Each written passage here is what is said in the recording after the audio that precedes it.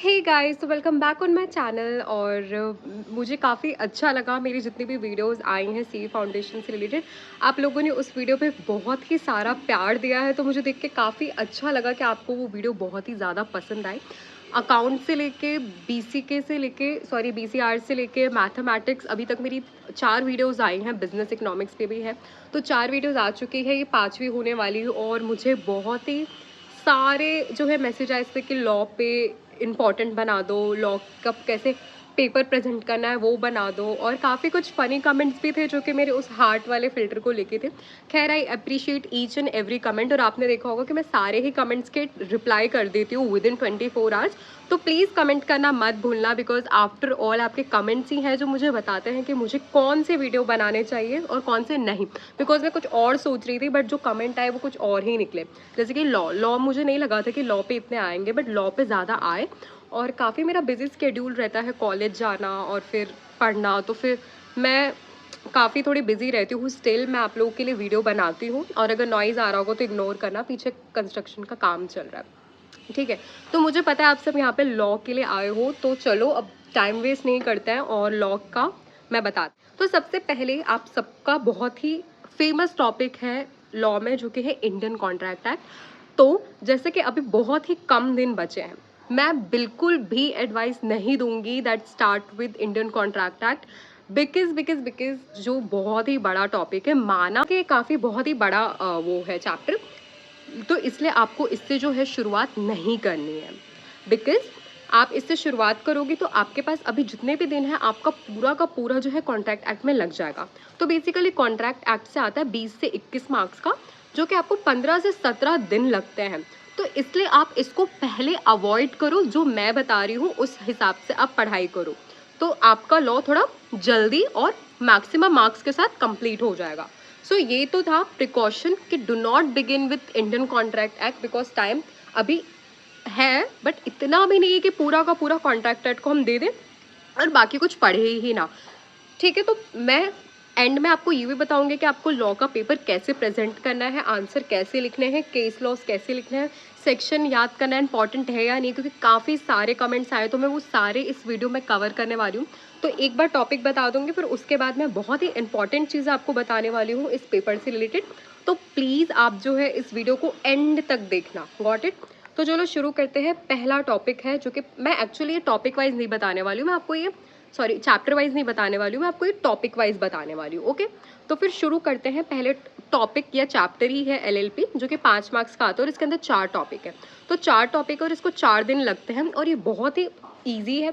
तो और पहली बात तो आपको ये मॉड्यूल से पढ़ लेना है, या आपको कोई भी यूट्यूब का वीडियो देख के सारा लाइन टू लाइन जो है एलएलपी वाले चैप्टर को आपको समझ लेना है। तो अगर आप एक बार इसको समझ लोगे, तो उसके बाद जो है क्या कहते हैं, आप इसको बहुत ही अच्छे से जो है कंप्लीट कर सकते हो। और इसके बाद आपको जो है, जो मॉड्यूल के क्वेश्चंस हैं वो सॉल्व करने हैं।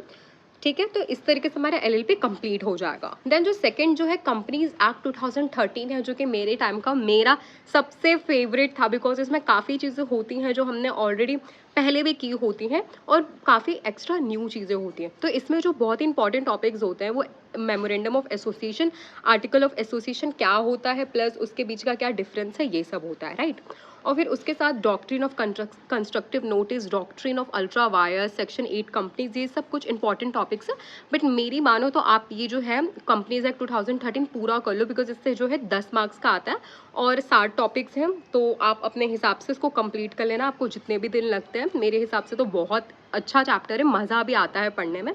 तो ये मेरा फेवरेट चैप्टर था, तो मैं चाहती हूँ आप भी इसको अच्छे से पढ़ो। एंड ट्रस्ट मी, ये काफ़ी अच्छा चैप्टर है। इसमें से आधी चीज़ आपने पहले ही भी पढ़ी है स्कूल टाइम में, अगर आप कॉमर्स से थे, और एल्स अगर नहीं भी थे कॉमर्स से, तो ये काफ़ी इतना ज़्यादा इजी होने वाला है आप लोग के लिए कि आप बोलोगे क्या क्या मतलब, थैंक यू बता दिया कि हम तो कॉन्ट्रैक्ट में फंसे हुए थे इतना अच्छा चैप्टर छोड़ के। जो थर्ड टॉपिक है वो है Indian partnership act 1932। Again companies act के बाद ये जो था मेरा फेवरेट चैप्टर हुआ करता था। इसको भी आप जो है, इसमें 15 टॉपिक हैं, 12 मार्क्स का आता है, और मेरे मानो तो इसको आप एक हफ्ते के अंदर कंप्लीट कर सकते हो ईजीली। ठीक है, तो आप इसको एक हफ्ते के अंदर आराम से कंप्लीट कर लेना। और जो है क्या कहते हैं, हाँ, तो ये इसमें आप पूरा ही पढ़ लो। इसमें भी काफ़ी ऐसी चीज़ें हैं जो आप अकाउंट्स में भी करते थे 12th तक। अगर डर रहे हो कि अरे हमने तो भी सीए फाउंडेशन के अकाउंट्स भी शुरू नहीं किए, तो इसलिए बोल रही हूँ 12th तक जो आपने किया था उसकी भी आधी थ्योरी है। अगर अच्छे से किया था तो बहुत अच्छी बात है। तो फिर यहाँ तक आप इतना मान लो कि आपके 5 एक्ट्स में से 3 एक्ट्स तो आपके कंप्लीट हो गए अच्छे से, ठीक है। तो 3 एक्ट्स तो आपके कंप्लीट हो गए। अब आपके 2 पढ़ बच रहे, जो कि आप सबका एक तो बहुत फेवरेट होता है इंडियन कॉन्ट्रैक्ट एक्ट 1872 और जो दूसरा होता है सेल्स ऑफ गुड एक्ट 1930, ठीक है। तो जो इंडियन कॉन्ट्रैक्ट एक्ट 1872 होता है वो 20 से 21 मार्क्स का आता है। जैसे कि मैंने बताया उसके 35 टॉपिक होते हैं, यस। तो मेरी मानो तो आपको ये सेल्स ऑफ गुड एक्ट से पहले करना पड़ेगा, बिकॉज इस सेल्स ऑफ गुड एक्ट में ऐसे काफ़ी टॉपिक हैं जो कि इंडियन कॉन्ट्रैक्ट एक्ट से रिलेटेड है। तो आपको पहले इंडियन कॉन्ट्रैक्ट एक्ट करना पड़ेगा, उसके बाद जो है आपको सेल्स ऑफ गुड एक्ट करना पड़ेगा। तो इंडियन कॉन्ट्रैक्ट एक्ट बहुत बड़ा है, तो मेरे हिसाब से आपको जो 5 मैंने एक्ट्स में से 3 एक्ट्स बताए, LLP, companies act 2013 and the Indian partnership act 1932, तो ये 3 आपको पहले कर लेना है। और जो फिर जो बाकी टाइम बचता है तो आप इंडियन कॉन्ट्रैक्टर के साथ शुरू करो।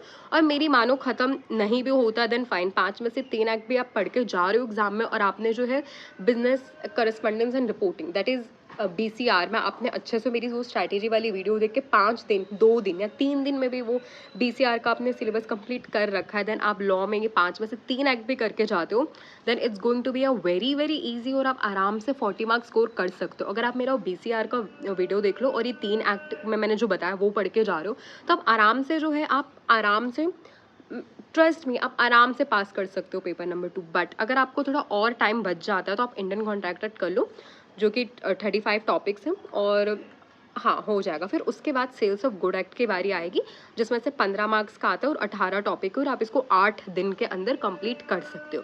तो ये जो है इंडियन कॉन्ट्रैक्ट एक्ट और सेल्स ऑफ गुड एक्ट आपको 3 एक्ट्स खत्म होने के बाद ही करना है। उससे पहले ये जो 3 एक्ट्स हैं वो कर लेना है।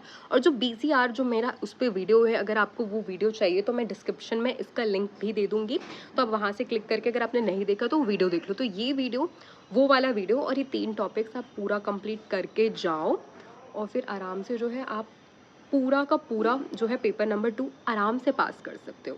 तो चलिए चलते हैं हाउ टू प्रेजेंट। तो अगर पेपर प्रेजेंटेशन की बात आए तो पहली बात तो सबसे पहले आप लॉ मॉड्यूल से पढ़ो और यूट्यूब की वीडियो देखोगे आप किसी की भी, अगर आपने कोचिंग नहीं लिया, वेल एंड गुड। बहुत लोग बिना कोचिंग के पास करते हैं, मैंने भी बिना कोचिंग के ही किया है, तो it's not a big deal. तो फिर आप पहली बात तो एक बात ध्यान रखो, आप बहुत ही टेक्निकल वर्ड से इंट्रोड्यूस होगे। तो पहली बात तो आपको डिक्शनरी का मैक्स टू मैक्स यूज़ करना है आपके पेपर में, कि आपको कोई भी वर्ड बहुत ही हार्ड लग रहा है तो आप वो डिक्शनरी में देख लो, और मतलब काफ़ी अच्छे से वर्ड्स को लर्न करते हो चलो। तो एक छोटी सी ऐसी कोई भी डायरी बना सकते हो तो बना लो, और उसमें अपने या फ़ोन के नोट्स में ही जो है जो भी टेक्निकल वर्ड्स हैं वो लिख लो। क्योंकि आपको जो है, माना आपको आंसर आएगा लॉ के एग्जाम में, तो आप परमिशन लिखना चाहोगे तो परमिशन की जगह आपको कंसेंट यूज़ करना पड़ेगा। चेंज वर्ड आप किसी सेंटेंस में लिखना चाहते हो तो आपको अल्टरेशन का वर्ड यूज़ करना पड़ेगा। अगर मान लो टोल्ड आपको लिखना है किसी सेंटेंस में, तो आपको जो है ऑफर्ड या एक्सेप्टेड जो है लिखना पड़ेगा।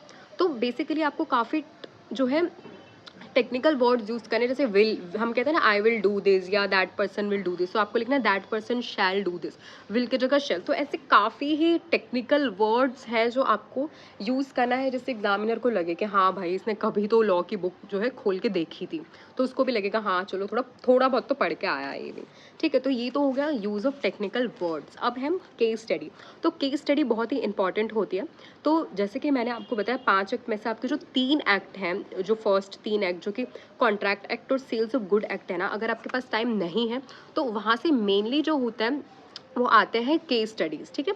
केस स्टडीज़ आते हैं, तो अगर आपने वो 5 में से स्टार्टिंग वाले 3 एक्ट जो मैंने बता लिए वो कर लिए, और आपका इंडियन कॉन्ट्रैक्ट एक्ट और सेल्स ऑफ गुड एक्ट बच रहा है, तो आप क्या करो कि आप यूट्यूब पे जाओ और लिखो important case study law question CA foundation जो भी हो। तो बहुत सारे यूट्यूबर्स के वीडियो आ जाते हैं, और आप उससे मैक्स टू मैक्स 10 दोनों में से, दोनों चैप्टर के, जैसे इंडियन कॉन्ट्रैक्ट एक्ट में से 10 देख लो केस लॉज, और सेल्स एंड गुड एक्ट में से 10 देख लो। तो ऐसे करके आप वो 5 में से 3 एक्ट तो आप अच्छे से पढ़ के जा रहे हो, और बाकी जो 2 है जिसमें आप थोड़े कच्चे हो ना कि पक्के हो, तो आप उसके पास केस स्टडी वाले क्वेश्चंस भी यूट्यूब से देख के जा सकते हो। तो 10 मैक्सिमम देख लेना, ठीक है, 10 में हो जाएगा, मोर देन इनफ। अगर आपके पास टाइम नहीं है कि आप पूरा वो सिलेबस करो, ठीक है। तो अगर केस लॉ, अब आप बोलोगे केस लॉ क्या होता है, तो बेसिकली उसमें आपको एक केस दिया होता है और उसमें आपको पता करना पड़ता है, आपको पता करना पड़ता है कि कौन सा प्रोविजन यूज़ हो रहा है, लॉ क्या कहना चाह रहा है, इसका सॉल्यूशन क्या आता है। बेसिकली जैसे हमारे 12th क्लास में 11th क्लास में बिजनेस स्टडीज़ होता है वो। बट खैर, अगर किसी के पास जो है कॉमर्स नहीं थी, तो अगेन कोई प्रॉब्लम की बात नहीं है, तो फिर आप आराम से जो है कर सकते हो। तो फिर उसके बाद आपको केस लॉ कैसे लिखना है, सबसे इम्पॉर्टेंट तो ये हो जाता है। तो मेरे साथ आपको क्या कहते हैं, 5 1 2 3 4 5 आप लेटर्स याद कर लो, PFAC। तो P से आपको लिखना है प्रोविजन, ठीक है, कि आपको प्रोविजन कौन सा यूज़ हुआ है, कि लॉ कौन सा आप यूज़ कर रहे हो। Then is the case study.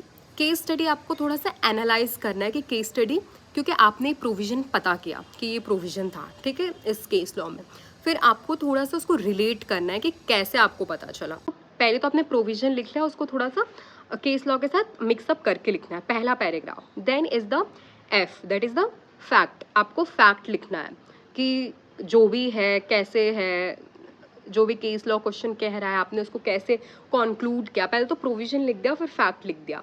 Then आपको एनालिसिस करना है कि अभी तक आप एग्जामिनर से क्या कहना चाह रहे हो और आपने अभी तक क्या एनालिसिस किया है इस केस लॉ में। तो बेटर रहेगा कि इसको अच्छे से समझने के लिए आप पहले तो उन 5 में से 3 एक्ट को रट लो, फिर उसके बाद जो 2 जो बच रहे, इंडियन कॉन्ट्रैक्ट एक्ट और सेल्स ऑफ गुड एक्ट, जब आप उसका प्रैक्टिस करोगे, केस लॉ 10 वो क्वेश्चंस आप पढ़ोगे यूट्यूब से, then easily you can get to know कि मैं क्या कहना चाह रही हूँ। तो फिर उसके बाद प्रोविजन लिख लिया, फैक्ट हो गया, एनालिसिस हो गया, देन इज द कंक्लूजन कि आपने अब क्या आपको मिक्स करके लिखना है। तो ये चारों आपको पैराग्राफ में लिखना है, 1 paragraph, 2 paragraph, 3 paragraph, 4। PFAC, provision, fact, analysis and conclusion. तो इस तरीके से आपको अपना आंसर लिखना है when it comes to case law. अब बेसिक क्वेश्चंस है वो तो आपको जैसे आप 12th में लिखते थे वैसे ही लिखना है। अब बहुत ही ज़्यादा दिमाग खाने वाला क्वेश्चन जो मेरे हर यूट्यूब के वीडियो, क्या सेक्शन के नाम नंबर, सेक्शन नंबर याद करना है, ठीक है, अगर आपको याद हो जाता है तो कर लो, बट इम्पॉर्टेंट नहीं है।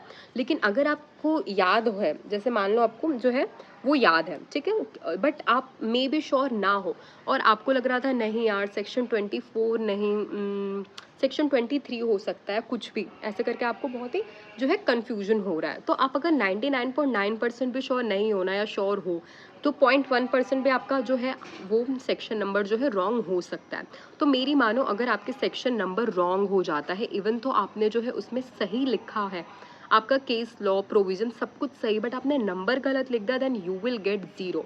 तो please make sure in your mind that अगर आप 100% श्योर हो कि हाँ भाई यही था सेक्शन नंबर, तो ही लिखो। अदरवाइज आपने पूरा आंसर सही लिखा, 24 की जगह 23 लिख दिया, सेक्शन नंबर में गलती, देन यू विल गेट 0। तो प्लीज़ सेक्शन नंबर 100% याद हो तो लिखो, अदरवाइज नहीं भी लिखोगे then you are good to go with this section वाला चीज़, ठीक है। अब टेक्निकल वर्ड भी हो गया, केस लॉ का फॉर्मेट भी बता दिया और सेक्शन नंबर भी मैंने डाउट क्लियर कर दिया। देन इज़ द, अगर आपको केस लॉ नहीं पता चल रहा है कि कौन सा है, बट आपको थोड़ा थोड़ा कंसेप्ट याद आ रहा है कि हाँ इस केस लॉ में कुछ कुछ ऐसा ऐसा तो था, बट आपको याद नहीं आ रहा कि क्या नाम था उनका उस केस लॉ में, ठीक है, तो आपको पैनिक करने की नीड नहीं, उसका भी मेरे पास सॉल्यूशन है। तो आपको क्या करना है कि आपको लिखना है in the decided case law it was held that, फिर आपको ये लिख देना है, बिकॉज आपको केस लॉ तो याद ही नहीं आ रहा। कोई डरने की बात नहीं है, गहरी सांस लेना, हम इंसान हैं, हर कोई हर चीज़ याद नहीं रख सकता, ठीक है। तो आपको जो है लिख देनी है ये वाली स्टेटमेंट, अभी से लिख लो, नोट कर लो या स्क्रीनशॉट ले लो अगर आलसी हो तो, और आप इसको यूज़ कर लेना। अगर आप केस लॉ भूल जाते हो तो केस लॉ याद किया तो भी गुड, और अगर भूल गए उसका भी सॉल्यूशन। बट प्लीज़ आप 5 में से 3 एक्ट कर लो और जो BCR की वीडियो है वो देख के वहाँ से BCR कर लो, और बस फिर अगर पास नहीं किया तो मेरा नाम बदल देना, ठीक है। चलो जोक्स अपार्ट, अब मैं आपको कुछ कहना चाहती थी, हाँ, कि अगर आप बहुत ही अच्छे हो इंग्लिश में, अगर आप में से 2 कैटेगरी के लोग होंगे जिनको इंग्लिश बिल्कुल पसंद नहीं और एक इंग्लिश के महानता होंगे, तो जो महानता है उनके लिए टिप देती हूँ कि पहले आप बीसीआर से शुरू करो, बिकॉज़ ट्रस्ट में बीसीआर में काफ़ी लोग वीक होते हैं।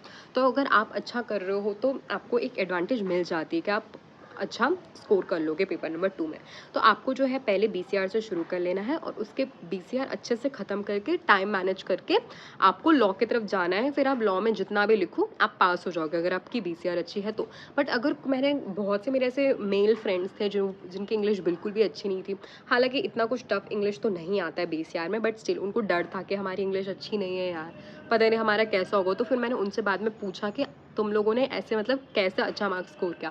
तो उन लोगों ने मुझे यही बताया कि देखो भाई, हमने तो लॉ किया था और ये 5 में से 3 एक्ट कर लिए और फिर बाकी 2 के केस लॉ देख लिए। अब मैं ये नहीं कह रही कि आपको 5 में से 3 कर लेना और वो 2 छोड़ देना। अगर आपके पास टाइम है तो आप करो, अदरवाइज़ लास्ट के 2 दिन अगर आपके पास ऐसे बच रहे हैं तो आप उसमें मत बैठो चैप्टर को पढ़ने। लास्ट के 2 दिन में आप इंपॉर्टेंट क्वेश्चन केस लॉ देख के जाओ, मैं ऐसा कह रही थी, ठीक है? तो अभी भी मैं ये नहीं कह रही कि वो कॉन्ट्रैक्ट एक्ट और सेल्स ऑफ गुड एक्ट छोड़ दो। मैं कह रही हूँ अगर टाइम नहीं है तो इनके क्वेश्चन देख के जाओ केस लॉ, मैं ऐसे कह रही हूँ। तो please do not miss interpret, okay? तो उन्होंने मुझे बोला कि हमने तो लॉ से शुरू की थी और जहाँ तक लॉ में आता था हमने बहुत ही अच्छे से लिखा, फिर हम बीसीआर करने गए। तो प्लीज़ ऐसा मत सोचना कि इंग्लिश तो मेरी एकदम वाहियात है, मैं जो हूँ लॉ में ही अपना स्कोर करूँगा तो लॉ के पीछे ही पड़ जाता हूँ, ऐसा मत करना। तो इसलिए लॉ जितना आता है करो, फिर बीसीआर करो, या पहले पूरा बीसीआर कर लो अगर आप बीसीआर में अच्छे हो, फिर लॉ करो, या आप बीसीआर थोड़ा कर लो, जितना बीसीआर आता है कर लिया फाइन, फिर लॉ करो। अब कुछ लोग मुझसे पूछ रहे थे कि क्या इम्पॉर्टेंट है, हम मिक्स करके कर सकते हैं लॉ के क्वेश्चन फिर बीसीआर के? So the answer is no. मेरी मानो, पहले लॉ शुरू किया है, लॉ के लिए ही रखो, देन बीसीआर शुरू करो। पहले बीसीआर शुरू किया है तो फिर लॉ करो। तो मैंने अपने टाइम पे क्या किया था, मैंने बीसीआर से, because I was much more confident in my English, तो मैंने बीसीआर से शुरू किया था और बीसीआर में I was like stronger than law. तो फिर मैंने बीसीआर पूरा ख़त्म किया था। तो अब अगेन सबकी कैपेबिलिटीज़ अलग होती है, जो कि मैं अपने हर वीडियोज़ में बोलती हूँ। तो आप किसी को देख के कॉपी मत करो, ठीक है? तो आप अपने हिसाब से बता दो, इसलिए मैंने आपको कैटेगराइज कर दिया 4 में। पहले बीसीआर, फिर लॉ, लॉ फिर बीसीआर, या तो थोड़ा सा बीसीआर फिर लॉ। अब बोलोगे थोड़ा सा दीदी बीसीआर कर लिया फिर हम लॉ करने जाएंगे तो फिर जगह छोड़ेंगे? यस, जगह छोड़ दो। अगर आपको पता है कि आप बाद में करके यहाँ पे आओगे तो जगह छोड़ दो, ठीक है? तो इसका भी सॉल्यूशन है। तो गाइज ये था लॉ का वीडियो और as promised, as per demand मैं ये वीडियो लेकर आ गई। और मुझे काफ़ी अच्छा लगता है कि आप लोग मुझे इंस्टाग्राम पे भी टेक्स्ट करते हो, बट मेरा काफ़ी बिजी टाइम होता है, बट मैं देख तो लेती हूँ, बट मैं रिप्लाई नहीं कर पाती। बट मैं कमेंट्स में 110% रिप्लाई कर पाती हूँ, बट इंस्टाग्राम पे मैं बस सजेशंस देख पाती हूँ। I can not reply there because of certain reasons, but मैं फिर भी ट्राई करूँगी रिप्लाई करने का। बट बेटर होगा कि अगर आपको बहुत ही इंपॉर्टेंट चीज़ जाननी है या कुछ भी इमरजेंसी चीज़ है तो आप मुझे कमेंट्स ही करो, इस वीडियो के नीचे कमेंट करो, तो मैं आपको ज़्यादा फास्ट रिप्लाई करूँगी as compare to my social media. Because to be honest मेरे पास इतना टाइम नहीं होता कि मैं यूट्यूब के साथ साथ जो है इंस्टाग्राम के भी डीएम्स में रिप्लाई करूँ। तो आप कमेंट करो यहाँ पे, मैं आपको डेफिनेटली 110% रिप्लाई करूँगी। और जो मस्तीखोर सीए फाउंडेशन एस्पिरेंट मेरा मजाक भी उड़ाते हैं मेरे फिल्टर पे, मैंने उस पर भी रिप्लाई किया है। तो ऐसा कुछ भी नहीं है कि मैं किसी भी इंसान का बुरा मान जाती हूँ, बिकॉज मुझे अच्छा लगता है कि आप लोग मुझे सब्सक्राइब करो, मेरी वीडियो लाइक करो और कमेंट भी करो। इससे अच्छी चीज़ क्या ही है किसी के लिए। तो मैं बहुत ही ज़्यादा ग्रेटफुल हूँ मेरी ऐसी ऑडियंस के लिए। और मुझे पता था कि ये वीडियो लंबी हो जाएगी और मैं चाहती थी कि मैं कैसे आंसर लिखना है से लेकर कौन कौन से इंपॉर्टेंट टॉपिक है, कौन कौन सी इंपॉर्टेंट चीज़ें हैं, मैं एक ही वीडियो में कवर करूँ, ताकि आपको 100 वीडियोज़ ना देखना पड़े लॉ के लिए। तो गाइज़ अब मिलते हैं नेक्स्ट वीडियो में, और आप as usual new demand create करो, बिकॉज न्यू डिमांड क्रिएट करने को बोला था तो लोगों ने सिर्फ और सिर्फ लॉ बोला था। तो लॉ तो चलो आज पूरा हो गया, अब आप बताइए कौन सा नेक्स्ट वीडियो होना चाहिए। सो कमेंट डाउन, और इंस्टाग्राम आईडी और लिंक्डइन के आईडी के लिंक मैं मेरी डिस्क्रिप्शन बॉक्स में दे दूंगी, आप मुझे वहाँ से फॉलो कर सकते हो। और जो भी क्वेरीज है वो कमेंट में लिख दो या इंस्टाग्राम पे मैसेज कर दो अगर कमेंट करने में आपको बहुत ही ज़्यादा डर लग रहा है, ओके? हालांकि डरने की बात नहीं है, मैं रिप्लाई कर देती हूँ, ठीक है? तो चलो बहुत बातें कर ली, आपको अच्छे से पढ़ना है guys. Best of luck and trust me, ये स्ट्रैटेजी काम करने वाली है।